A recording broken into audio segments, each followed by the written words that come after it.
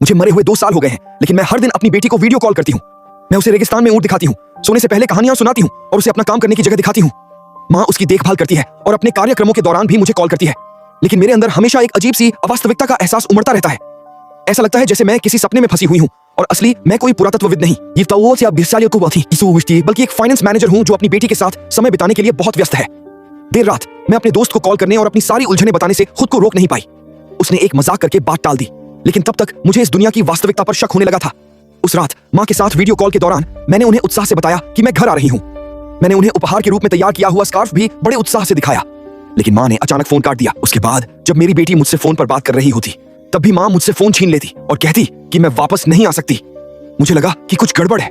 उस रात मुझे एक बुरा सपना आया। मेरी बेटी मुझे ढूंढने निकली और उसका एक्सीडेंट हो गया। हालात और भी बदतर हो गए क्योंकि माँ मेरे फोन का जवाब भी नहीं दे रही थी।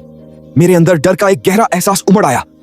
घर लौटने की मेरी इच्छा चरम पर थी, लेकिन गाड़ी रेगिस्तानी राजमार्ग पर काफी देर तक चलती रही और खिड़की के बाहर का नजारा बार बार दिखने लगा। आसमान में एक भयानक आंधी भी आ गई।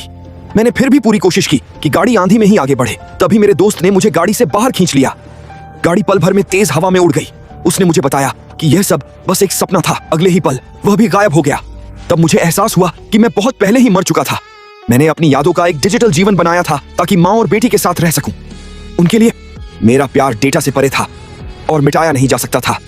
मैं हवाई अड्डे पर उस शुरुआती बिंदु पर लौट आया जहां मेरी चेतना पहली बार जागी थी। मेरी बेटी मुझसे मिलने की चाह में चुपके से शटल बस क्षेत्र की ओर चली गई थी।